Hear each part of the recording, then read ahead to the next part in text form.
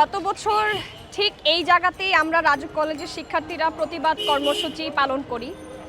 এই সেই ছবি। ঠিক এভাবেই আমরা রিকশায় উঠে লাখো শহীদের রক্তে কেনা দেশটা কারোর বাপের নয়, ঝুম বৃষ্টিতে এই স্লোগান পুরা কলেজের প্রেমিসেস ভেসে ওঠে। 2রা আগস্টে অ্যাকচুয়ালি যে কারণে যোগ দিয়েছিলাম সেটা হচ্ছে যে আমাদেরই কলেজের একজন এইচএসসি এক্সামিনি স্বপ্ন নামে একটা ছেলেকে অ্যারেস্ট করা হয়েছিল। হি ওয়াজ আন্ডার এজড। এটার প্রতিবাদ মিছিলেই আমরা এখানে নেমেছিলাম।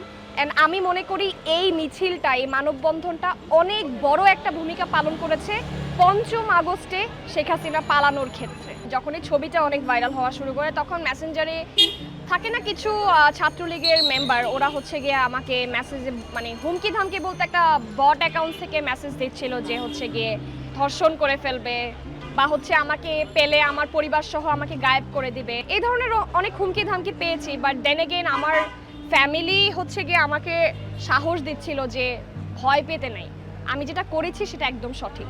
আমি 1 বছরে সবচেয়ে যে পরিবর্তনটা দেখেছি সেটা হচ্ছে বাক স্বাধীনতার পরিবর্তন।